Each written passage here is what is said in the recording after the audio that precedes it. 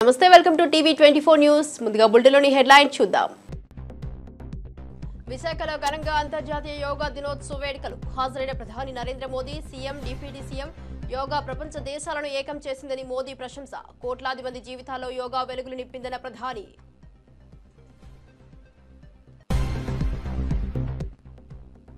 BRS MLA పాడి Kaushik Reddy arrest quarry యాజమానిని బెదిరించారనేది ప్రధాన ఆరోపణ శంషాబాద్ విమానాశ్రయంలో అదుపులోకి తీసుకున్న వరంగల్ పోలీసులు అనంతరం విచారణ నిమిత్తం వరంగల్కు తరలింపు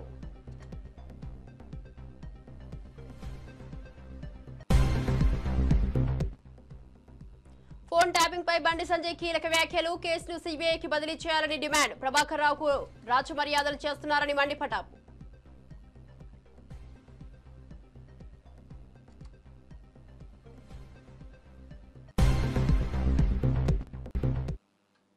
డీటెయిల్స్ చూస్తే యోగా చేయడం వల్ల శారీరక మానసిక ఆరోగ్యం మెరుగుపడుతుందని ఒత్తిడి తగ్గి రోగ నిరోధక శక్తి పెరుగుతుందని ఆంధ్రప్రదేశ్ ముఖ్యమంత్రి నారా చంద్రబాబు నాయుడు అన్నారు విశాఖపట్నంలో శనివారం జరిగిన 11వ అంతర్జాతీయ యోగా దినోత్సవ వేడుకల్లో ఆయన ప్రసంగించారు ఈ కార్యక్రమానికి ప్రధానమంత్రి నరేంద్ర మోదీ ఆంధ్రప్రదేశ్ గవర్నర్ కేంద్ర ఆయుష్ శాఖ మంత్రి ఉప ముఖ్యమంత్రి పవన్ కళ్యాణ్ కేంద్ర రాష్ట్ర మంత్రులు హాజరయ్యారు ఈ సందర్భంగా ముఖ్యమంత్రి చంద్రబాబు మాట్లాడుతూ యోగాను భారతదేశంలోనే కాకుండా ప్రపంచవ్యాప్తంగా ప్రాచుర్యంలోకి తెచ్చిన దార్శనిక ప్రధానమంత్రి నరేంద్ర మోదీకి ధన్యవాదాలు ఆయన ఐక్యరాజ్యసమితి ద్వారా అంతర్జాతీయ యోగా దినోత్సవాన్ని ప్రారంభించి యోగాను ప్రపంచ ఆరోగ్య ఉద్యమంగా మార్చారని కొనియాడారు నేడు 175కు పైగా దేశాల్లో 12 లక్షల ప్రదేశాల్లో 10 కోట్లకు పైగా ప్రజలు యోగా దినోత్సవంలో పాల్గొంటున్నారని తెలిపారు జాతీయత ప్రాంతం మతం భాషలతో సంబంధం లేకుండా ప్రతి ఒక్కరూ యోగాను స్వీకరిస్తున్నారని ఆయన పేర్కొన్నారు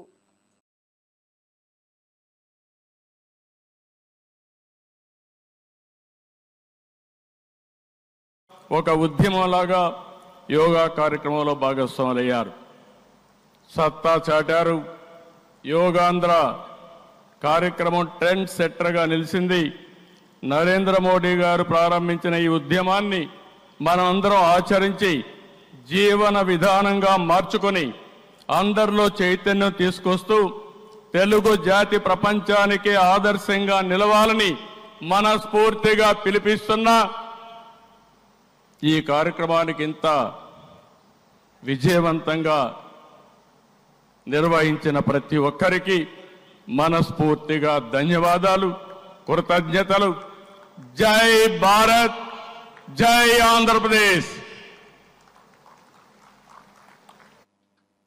యోగా అనేది భారతీయులకు దక్కిన అమూల్యమైన గౌరవమని దీన్ని ప్రపంచవ్యాప్తం చేసిన ఘనత ప్రధానమంత్రి నరేంద్ర మోదీకే చెందుతుందని జనసేన అధినేత ఉప ముఖ్యమంత్రి పవన్ కళ్యాణ్ అన్నారు విశాఖపట్నంలో శనివారం జరిగిన 11వ అంతర్జాతీయ యోగా దినోత్సవ వేడుకల్లో ఆయన ప్రసంగించారు సూర్య భగవానునికి యోగా విద్యను అందించిన ఆదియోగి పరమశివునికి యోగశాస్త్ర రూపంలో మనకందించిన పతాంజలి మహర్షికి వందనాలు తెలుపుతూ తన ప్రసంగాన్ని ప్రారంభించారు భారతీయ సనాతన ధర్మం యొక్క విశిష్టతను యోగా ద్వారా విశ్వవ్యాపితం చేసిన దార్శనికులు ప్రధాని నరేంద్ర మోదీ అని పవన్ కళ్యాణ్ కొనియాడారు యోగా సాధకులు ఎంతటి దృఢ చిత్తాన్ని కలిగి ఉంటారో ఒత్తిడిని జయించి సంకల్ప సాధకులుగా ఎలా నిలబడతారో చెప్పడానికి ప్రధాని మోదీయే నిలువెత్తు ఉదాహరణని ఆయన పేర్కొన్నారు అంతర్జాతీయ యోగా దినోత్సవం యావత్ భారత ప్రజలకు భారతీయులందరికీ దక్కిన గౌరవంగా ఆయన అభివర్ణించారు చేసిన దార్శనికులు మాత్రం గౌరవ ప్రధానమంత్రి శ్రీ నరేంద్ర మోదీ గారు భారతీయ సనాతన ధర్మం తాలూకు విశిష్టతను యోగా ద్వారా విశ్వవ్యాపితం చేసిన ఘనత ఆయన సొంతం యోగా సాధకులు ఎంతటి దృఢచిత్తాన్ని కలిగి ఉంటారు ఒత్తిడి జయించి సంకల్ప సాధకులుగా ఎలా నిలబడతారన్న దానికి కూడా మన గౌరవ ప్రధాని శ్రీ మోదీజీ గారు నిలువెత్తు ఉదాహరణ ప్రపంచ యోగా దినోత్సవం యావత్ భారతవానికి భారతీయులకి దక్కిన గౌరవం సరిగ్గా ఒక 2014లో అప్పుడే ఐక్యరాజ్య సమితిలో గౌరవ ప్రధానమంత్రి మోదీ గారు ప్రవేశపెట్టినప్పుడు దాదాపు 177 దేశాలు ఈ రెజల్యూషన్కి మద్దతు పలికినాయి ఇంతమంది మద్దతుని కూడగట్టగలిగి ఈ రోజున మనకి 2015 నుంచి యోగా దినోత్సవం ప్రారంభమైంది ఈ రోజున గౌరవ ప్రధానమంత్రి మోదీజీ గారి పిలుపు మేరకు మనం మొదట విశాఖ 11వ యోగా దినోత్సవ సంబరాలకు వేదిక అయింది శ్రీ మోదీజీ గారి సమక్షంలో గౌరవ ముఖ్యమంత్రి వర్యులు శ్రీ చంద్రబాబు నాయుడు గారి కృషితో ప్రపంచ రికార్డుకు వేదికగా నిలిచింది.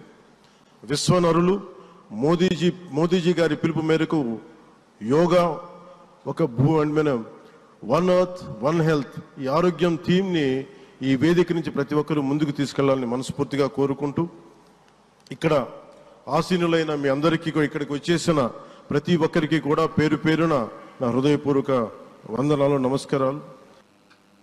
అంతర్జాతీయ యోగా దినోత్సవాన్ని పురస్కరించుకుని విశాఖపట్నంలో జరిగిన కార్యక్రమంలో భారత ప్రధానమంత్రి నరేంద్ర మోదీ పాల్గొన్నారు. ఈ సందర్భంగా ఆయన మాట్లాడుతూ యోగాకు వయస్సు, హద్దులు వంటి పరిమితులు లేవని, ఇది అందరికీ చెందిందని స్పష్టం చేశారు.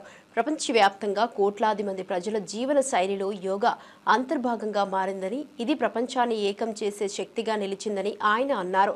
ఆంధ్రప్రదేశ్ ప్రభుత్వం చేపట్టిన యోగాంధ్ర కార్యక్రమాన్ని, ముఖ్యంగా నారా లోకేష్ కృషిని ప్రధాని ప్రత్యేకంగా అభినందించారు.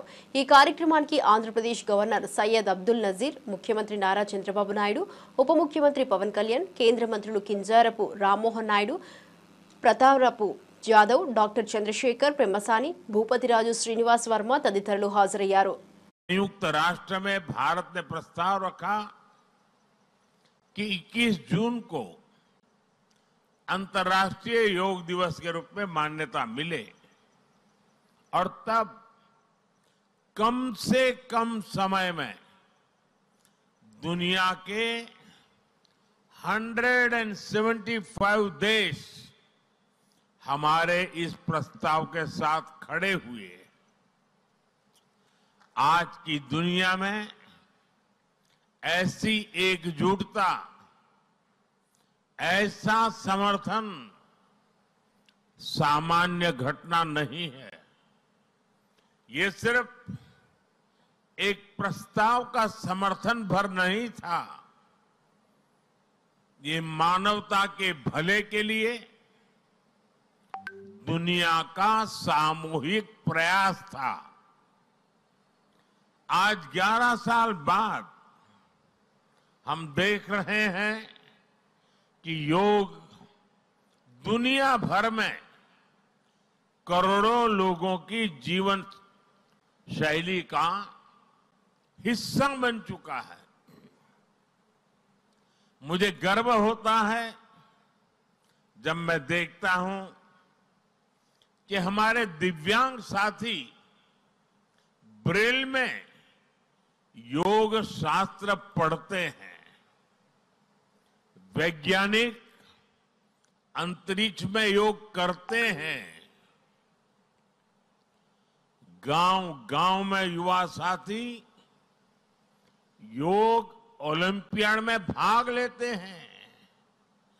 यहां सामने देखिए, ये नेवी के सभी जहाजों में भी अभी बहुत शानदार योगा कार्यक्रम चल रहा है. चाहे सिडनी ओपेरा हाउस की सीढ़ियां हो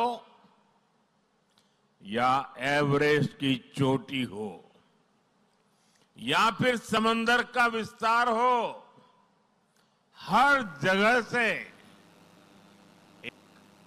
ఫోన్ ట్యాపింగ్ వ్యవహారంలో బీఆర్ఎస్ ప్రభుత్వం అనేక కుటుంబాల జీవితాలతో ఆడుకుందని కేంద్ర మంత్రి బండి సంజయ్ తీవ్ర ఆరోపణలు చేశారు. ఈ రోజు కరీంనగర్లో జరిగిన అంతర్జాతీయ యోగా దినోత్సవ కార్యక్రమంలో పాల్గొన్న అనంతరం ఆయన మీడియాతో మాట్లాడారు. ఫోన్ ట్యాపింగ్ ప్రధానంగా హైదరాబాద్, సిరిసిల్ల కేంద్రంగా జరిగిందని, దీని వెనుక ఎవరున్నారో ప్రజలకు స్పష్టంగా అర్థమవుతుందని అన్నారు. ఈ అంశంపై రాష్ట్ర ప్రభుత్వం ప్రత్యేక దర్యాప్తు చేపట్టాలని డిమాండ్ చేసిన బండి సంజయ్ సిట్ దర్యాప్తు కేవలం తూతూ మంత్రంగా సాగుతుందని విమర్శించారు. ఎస్ఐబి మాజీ chief Prabhakar Rao, task force మాజీ డీసీసీ రాధాకిషన్ రావు అనేక కుటుంబాలను నాశనం చేశారని ఆరోపించారు. కాంగ్రెస్ ప్రభుత్వం అధికారంలోకి వచ్చాకే ప్రభాకర్ రావు విదేశాలకు పారిపోయి ఇప్పుడు సుప్రీంకోర్టు నుంచి ఊరట పొందితే రాచమర్యాదలు చేస్తున్నారని మండిపడ్డారు. దీనిలో విచారణ జరపాలి.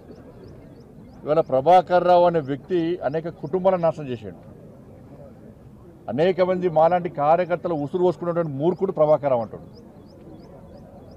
ఈ ప్రభుత్వం రాచమర్యాదతో చేస్తున్నది. ఈ ప్రభుత్వం ఏర్పడిన తర్వాతనే ఆయన ఇక్కడి నుంచి వారిపోయాడు. ఈ ప్రభుత్వం కాంగ్రెస్ పార్టీ ప్రభుత్వం ఏర్పడిన తర్వాతనే ఫోన్ ట్యాపింగ్ నిందితులు అందరూ తప్పించుకునే ప్రయత్నం చేశారు. అమెరికా ఎప్పుడు వారిపోయాడు? కాంగ్రెస్ పార్టీ ప్రభుత్వం ఏర్పడిన తర్వాత. ఇలా కూడా కోర్టుకు పోయాడు. కోర్టు నుంచి ఉత్తర్వులు తీసుకొచ్చున్నాడు, రాచమర్యాలతో అని చెప్పి ఉత్తర్వులు తీసుకున్నాడు. కోర్టును గౌరవించాల్సిన బాధ్యత మనకు ఉంది కాబట్టి దానికి అనుగుణంగా తప్పించుకునే ప్రయత్నం చేస్తూ ఉన్నాడు. ప్రభాకర్ రావు కానీ రాధాకిషన్ రావు అనే వ్యక్తులు కానీ వీళ్ళిద్దరూ అనేక మంది ఇతర పార్టీలకు సంబంధించిన కార్యకర్తలు ఉసురు పోసుకున్న వ్యక్తులు వీళ్ళు. ఇవాళ ఇతర పార్టీ నాయకుల ఫోన్ ట్యాపింగ్ కాదు, బీఆర్ఎస్ పార్టీ నాయకుల ఫోన్ ట్యాపింగ్ కూడా చేసారు. భార్య భర్తలుంటే ఫోన్ వినడమే, కొడుకు తల్లింటే ఫోన్ వినడమే, జడ్జిల ఫోన్లు కూడా ఫోన్ ట్యాప్ చేశారు, జడ్జిలో కూడా. కాబట్టి జడ్జిలో కూడా ఫోన్ ట్యాప్ చేశారు. కాబట్టి దీన్ని సిబిఐకి ఇవ్వాల్సిన బాధ్యత రాష్ట్ర ప్రభుత్వం మీద ఉంది. ఇదే ముఖ్యమంత్రి గారు ఎన్నికల సమయంలో అనేక సందర్భాల్లో సిబిఐ విచారణ జరపాలని ముఖ్యమంత్రి గారు కోరారు, రేవంత్ రెడ్డి గారు కోరారు. తెలంగాణ జల వనరులను గత బీఆర్ఎస్ ప్రభుత్వం పూర్తిగా తాకట్టు పెట్టిందని, ఎప్పుడూ ఆ పార్టీ నేతలు నీతి వ్యాఖ్యలు వెల్లడించడం విడ్డూరంగా ఉందని కాంగ్రెస్ పార్టీ ఎమ్మెల్సీ అద్దంకి దయాకర్ తీవ్ర స్థాయిలో ఆరోపించారు. బనకచెర్ల ప్రాజెక్టు విషయంలో మాజీ ముఖ్యమంత్రి కేసీఆర్ ఎందుకు నోరు విప్పడం లేదని ఆయన సూటిగా ప్రశ్నించారు. ఆనాడు బనకచెర్లకు కేసీఆర్ అవకాశం కల్పించి కళ్ళు మూసుకొని కూర్చున్నారని విమర్శించారు. కృష్ణా జిల్లాలో తెలంగాణకు కేవలం 299 టీఎంసీల వాటాకు కేసీఆర్ ఎందుకు అంగీకరించారో చెప్పాలని అద్దంకి దయాకర్ డిమాండ్ చేశారు. తెలంగాణ మీ అయ్య జాగిరా, అందుకేనా 299 టీఎంసీలకు ఒప్పుకున్నారు అని నిలదీశారు. అపెక్స్ కౌన్సిల్ సమావేశాలకు కేసీఆర్ 2 సార్లు గైర్హాజరయ్యారని గుర్తు చేశారు. జగన్ కేసీఆర్ ఎందుకు స్నేహం చేశారో, ప్రగతి భవన్కు ఎందుకు పిలిపించుకున్నారో వెల్లడించాలని అన్నారు. ఇక బీఆర్ఎస్ పాలనలో చేసిన తప్పులను కప్పిపుచ్చుకోవడానికి హరీష్ రావు ఇప్పుడు బనకచెర్ల అంశంపై మాట్లాడుతున్నారని ఆరోపించారు. చాలా స్పష్టంగా అంశంలో దక్షిణ తెలంగాణకు సంబంధించి పూర్తిగా అన్యాయం జరుగుతున్నది. ఈ విషయంలో కేసీఆర్ చేసిన తప్పును సరిదిద్దాలంటే మళ్ళీ రిడ్రెసల్ పాలసీ తీసుకోవాల్సిన అవసరం ఉంది. 299 టీఎంసీలే కాదు, అంతకంటే ఎక్కువ రావాల్సిన వాటా వల్ల మహబూబ్ నగర్ కానీ, నల్గొండ కానీ, ఖమ్మం కొంత ప్రాంతం కానీ నష్టపోతున్నదని మేము ఇలా కేంద్ర ప్రభుత్వానికి లేదంటే సిడబ్ల్యూస్కి సంబంధించిన వాళ్ళకు కూడా ఇలా మేము డిమాండ్ చేస్తున్నాం. అపెక్స్ కౌన్సిల్ పదే జరగకపోవడానికి కారణం ఏంది అని అంటే, ఒక పార్టీ వస్తే ఇంకొక పార్టీ రావట్లేదని ఒక మిత్రుడు చెప్తున్నాడు. ఏ పార్టీ రావట్లేదంటే తెలంగాణ పార్టీ రెండోసారి రాలేదు, తెలంగాణ వైపు నుంచి రాలేదు. ఇప్పుడు 2 బోర్డులు, అది కృష్ణా కానీ గోదావరికి సంబంధించిన అంశంలో కృష్ణా మీటింగ్లకు ఆంధ్రప్రదేశ్ నుంచి అధికారులు కానీ దానికి సంబంధించిన ఎవరైతే బాధ్యులు ఉంటారో వాళ్ళు రావట్లేరు. కాబట్టి ఇలా తెలంగాణకు జరుగుతున్న అన్యాయం మీద, తెలంగాణకు జరుగుతున్న నష్టం మీద రేవంత్ రెడ్డి గారు తెగించి కొట్లాడే దమ్ముంది. ఇక మాట్లాడితే ఏవేవో మాట్లాడుతున్నారు, ఏంది పనికిరాని రాజకీయాలన్నీ మాట్లాడుతున్నారు. ఏమని ఆయన ఏందో సీరియస్గా లేడు, ఆయన ఏందో తెలియకుండా ఉంటున్నాడు. తెలియకుండా కాదు, ఇవాళ మీ తెలివి తక్కువతనాన్ని బయట పెడుతున్నాడు కాబట్టి ఇలాంటి పరిస్థితి వచ్చిందని చెప్పి తెలియజేస్తూ, ఇవాళ తెలంగాణ వాటా విషయంలో కాంగ్రెస్ ప్రభుత్వం ఎక్కడ కూడా తగ్గకుండా వ్యవహరించడమే కాకుండా ఉమ్మడి రాష్ట్రాలు ఏవైతే ఉమ్మడి రాష్ట్రం ఆంధ్రప్రదేశ్ ఉన్నదో ఆ ప్రజల మధ్యన వైరుధ్యాలకు బీజేపీ కూడా మీరు ఆజ్యం పోసినట్టుగా ఉండకండి, పరిష్కరించండి. రెండు తెలుగు ప్రాంతాలు కలిసి ఉండాలని చూసినప్పటికి కూడా తెలంగాణ రాష్ట్ర రాజకీయాల్లో మరో కీలక పరిణామం చోటు చేసుకుంది. హుజూరాబాద్ నియోజకవర్గానికి చెందిన బీఆర్ఎస్ ఎమ్మెల్యే పాడి కౌశిక్ రెడ్డి పోలీసులు అరెస్టు చేశారు. ఒక క్వారీ యాజమానిని బెదిరించారన్న ఆరోపణలపై ఆయనపై ఈ చర్యలు తీసుకున్నారు. కౌశిక్ రెడ్డిపై క్వారీ యాజమానిని బెదిరించినట్లుగా ఆరోపణలు రావడంతో వరంగల్ సుబేదారి పోలీసులు కేసు నమోదు చేశారు. ఈ క్రమంలో శనివారం ఆయనను శంషాబాద్ అంతర్జాతీయ విమానాశ్రయంలో పోలీసులు అదుపులోకి తీసుకున్నారు. అరెస్టు అనంతరం తదుపరి విచారణ నిమిత్తం కౌశిక్ రెడ్డిని వరంగల్కు తరలించారు. ఎమ్మెల్యే పాడి కౌశిక్ రెడ్డిపై పోలీసులు భారతీయ న్యాయ సంహితలోని పలు సెక్షన్ల కింద కేసులు నమోదు చేసినట్లు సమాచారం. ముఖ్యంగా బిఎన్ఎస్ సెక్షన్ 308, 308 మరియు 352 కింద ఆయనపై అభియోగాలు మోపినట్లు తెలుస్తోంది. ఇక ఈ ఘటనకు సంబంధించిన మరిన్ని వివరాలు పోలీసులు విచారణ అనంతరం వెల్లడయ్యే అవకాశం ఉంది.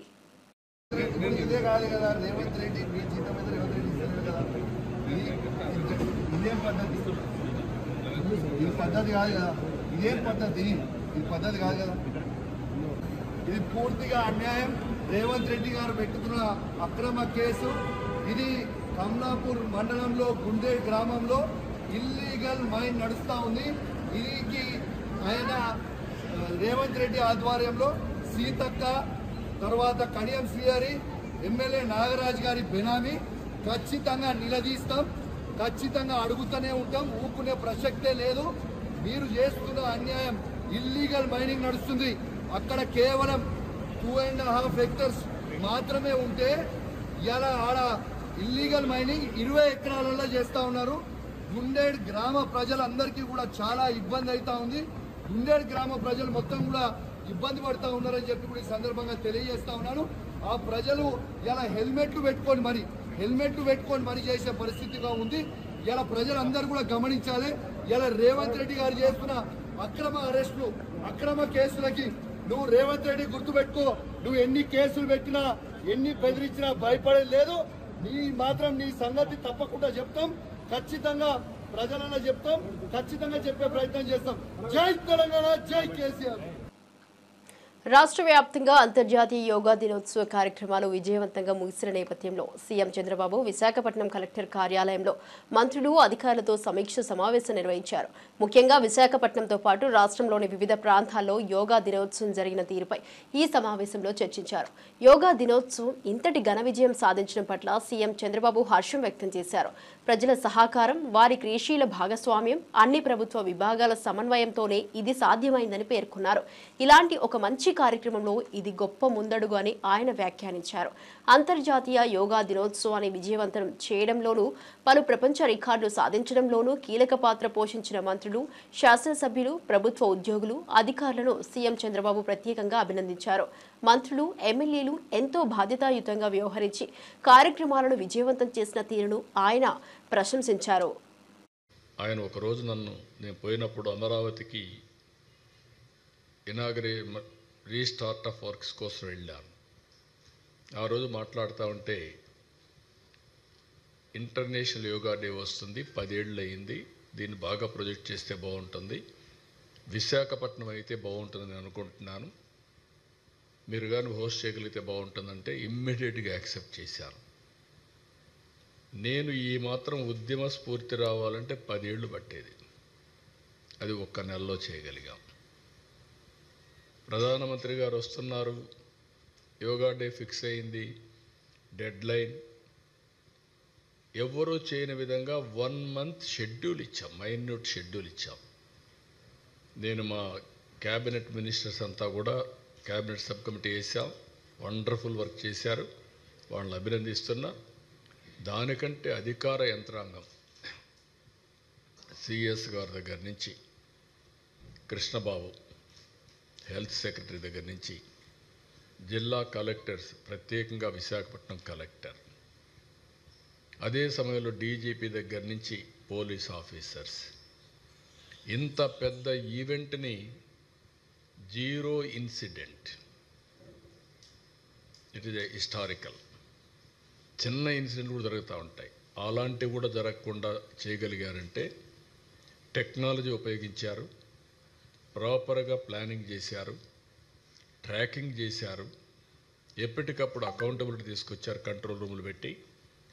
అదే సమయంలో ఈవెంట్ కూడా సక్సెస్ కావడానికి మీరు చూస్తే ఒక మంచి ఈవెంట్ కూడా ప్రభుత్వంలో ఉండే అధికార యంత్రాంగం, ప్రజాప్రతినిధులు కూడా సంఘీభావంగా పనిచేశారు. పొలిటికల్ లీడర్షిప్ ప్రజాప్రతినిధులు ఇచ్చారు, అడ్మినిస్ట్రేషన్లో చేయాల్సిన పనులు వాళ్ళు చేశారు. అందువల్ల హైదరాబాద్ గచ్చిబౌలి స్టేడియంలో అంతర్జాతీయ యోగా దినోత్సవాన్ని తెలంగాణ ప్రభుత్వం ఘనంగా నిర్వహించింది. గవర్నర్ జిష్ణుదేవ్ వర్మ, మంత్రులు దామోదర రాజనరసింహ, వాకిటి శ్రీహరి, పలువురు అధికారులు, విద్యార్థులు ఈ వేడుకల్లో పాల్గొన్నారు. సుమారు 5,000 మంది ఒకేసారి యోగాసనాలు వేసి కార్యక్రమాన్ని విజయవంతం చేశారు. యోగాను జీవన శైలిగా అవలంబించుకోవడం వల్ల ఆరోగ్యంగా ఉండే అవకాశం ఉందని మంత్రి దామోదర రాజనరసింహ అన్నారు. రాష్ట్ర వ్యాప్తంగా యోగా డే వేడుకలు ఉత్సాహంగా జరిగాయి. ఎలాంటి స్ట్రెస్ ఉండకూడదు, ధార్మిక చింతన పెరగాలి అంటే అన్నిట్లో గొప్ప సాధన ఏదైనా ఉన్నది అంటే ఈ యోగ సాధననే. పోయినసారి కూడా మనం పెద్ద ఎత్తున జరుపుకున్నాము, ఈసారి ఇంకా పెద్ద ఎత్తున ఈ ప్రాంగణంలో జరుపుకుంటున్నాము. ఇది మన రాష్ట్రంలో కరిక్యులంలో ఒక భాగం అయిపోయింది. ప్రతి ఒక్క పాఠశాల,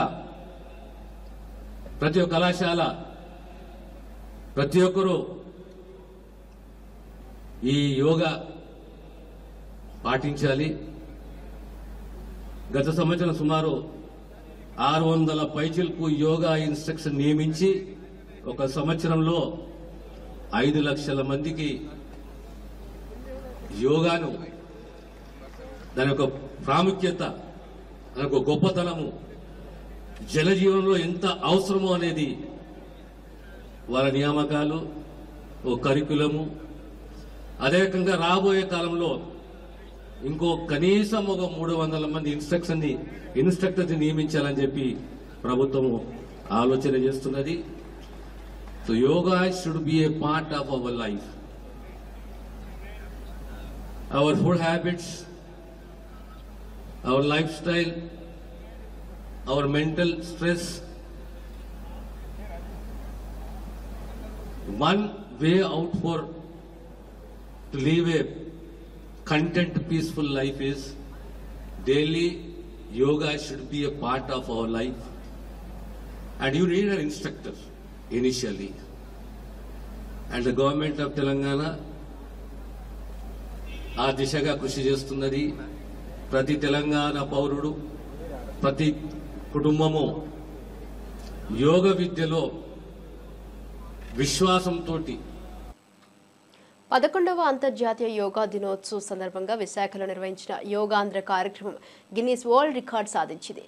రామకృష్ణ బీచ్ నుంచి భీమిలి వరకు 3.1 లక్షల మంది ఒకే మార్గంలో యోగాసనాలు వేసి ప్రపంచ రికార్డు నెలకొల్పారు. ఈ చారిత్రక ఘట్టానికి ప్రధాని మోదీ, సీఎం చంద్రబాబు, మంత్రులు పవన్ కళ్యాణ్, లోకేష్, సత్యకుమార్లు సాక్షులయ్యారు. కార్యక్రమం అనంతరం గిన్నీస్ సంస్థ ప్రతినిధులు లోకేష్, సత్యకుమార్లకు ధృవపత్రాలను అందజేశారు. ఏపీ ప్రజల సంకల్పాన్ని విశ్వానికి చాటి చెప్పిన వేడుకగా యోగాంధ్ర నిలిచిపోయింది.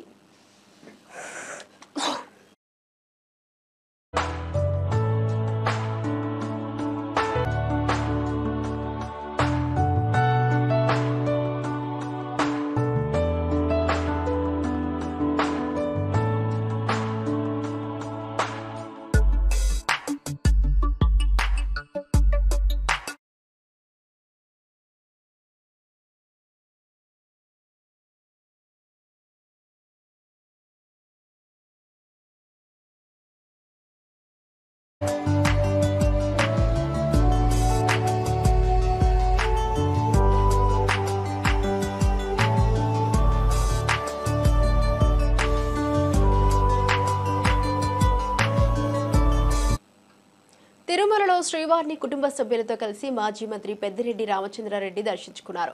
ఆలయ అధికారులు వీరికి ప్రత్యేకంగా స్వాగతం పలికి దర్శన ఏర్పాట్లు చేశారు. దర్శనం అనంతరం వేద పండితులు పెద్దారెడ్డికి తీర్థ ప్రసాదాలు అందజేశారు. కుటుంబ సభ్యులతో కలిసి శ్రీవారి కృపకు ధన్యవాదాలు చెబుతూ పెద్దిరెడ్డి భక్తి శ్రద్ధలతో పూజలు నిర్వహించారు. తిరుమల దర్శనానికి వచ్చిన అభిమానులు పెద్దిరెడ్డిని చూసి కలిసేందుకు ఆసక్తి కనబరిచారు. ఇక శ్రీవారి దర్శనంతో కుటుంబానికి శాంతి, ఐశ్వర్యం లభించాలని ఆకాంక్షించారు.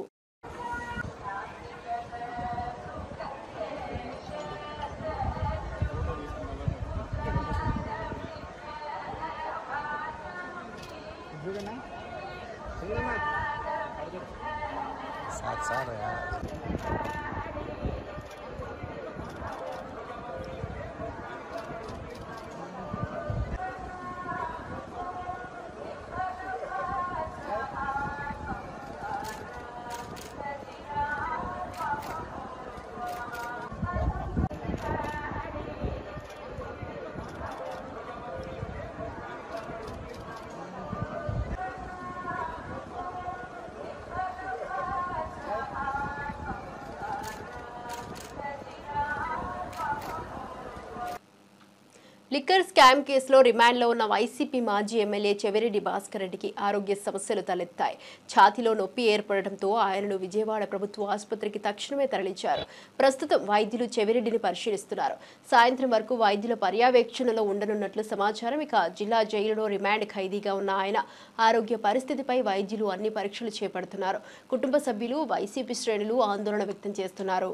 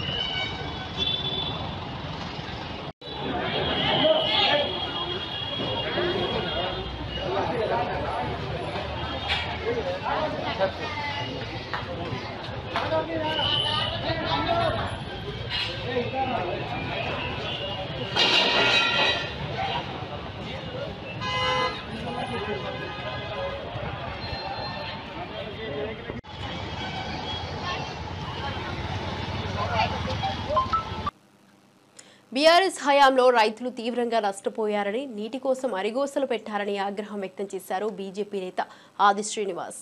బనకచెర్ల ప్రాజెక్టును బీఆర్ఎస్ నాయకులే తాము వ్యతిరేకించారని, ఇప్పుడు అదే విషయాన్ని హైలైట్ చేస్తూ మాటలు మార్చడమేంటని ప్రశ్నించారు. కేంద్ర జలవనరుల శాఖకు లేఖలు రాసిన చరిత్ర బీఆర్ఎస్కే చెల్లుబాటు అవుతుందన్నారు. బీఆర్ఎస్ నేతలు రాజకీయ లబ్ధి కోసమే ఇప్పుడు రైతుల పక్షాన మాట్లాడుతున్నట్టు నటిస్తున్నారని విమర్శించారు. మామ అల్లుళ్ళు ఇద్దరు కూడా 10 సంవత్సరాలు సాగునీటి శాఖ మార్చులుగా ఉండి తెలంగాణ ప్రజలకు చేసిన ద్రోహాన్ని మా గౌరవ ముఖ్యమంత్రి రేవంత్ రెడ్డి గారు, గౌరవ నీటిపారుదల శాఖ మార్చులు ఉత్తమ్ కుమార్ రెడ్డి గారు తేట తెల్లని చేసే విధంగా జరిగిన ద్రోహాన్ని ప్రజలకు చెప్పేటువంటి ప్రయత్నం చేస్తుంటే మళ్ళీ అబద్ధాలతో ప్రజలను తికమక పెట్టేటువంటి ప్రయత్నం చేస్తున్నటువంటి సందర్భాన్ని ఒకసారి గుర్తు చేసేటువంటి ప్రయత్నం, తెలంగాణ సెంటిమెంట్ను అడ్డుపెట్టుకొని పబ్బం గడుపుకొని 10 సంవత్సరాలు అధికారులు ఉన్నట్టు కానీ ఇప్పుడేదో సెంటిమెంట్ రంగరించాలని చెప్పి చూస్తున్నటువంటి వైనాన్ని మీ సందర్భంగా తప్పుపడుతూ అసలు ఈ బనకచెర్ల వ్యవహారాన్ని మా ప్రభుత్వం తీవ్రంగా తప్పుపడుతూ వ్యతిరేకిస్తూ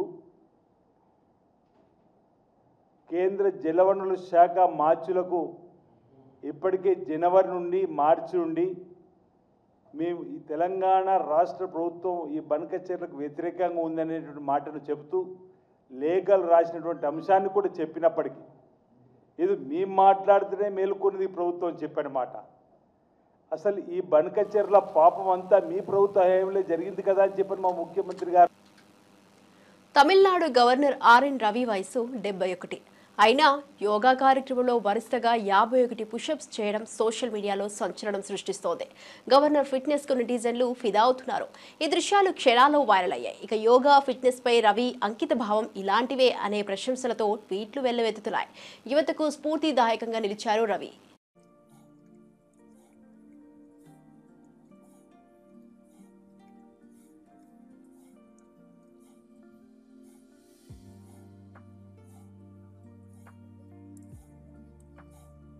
'22, '23, '24, '25, '26, '27.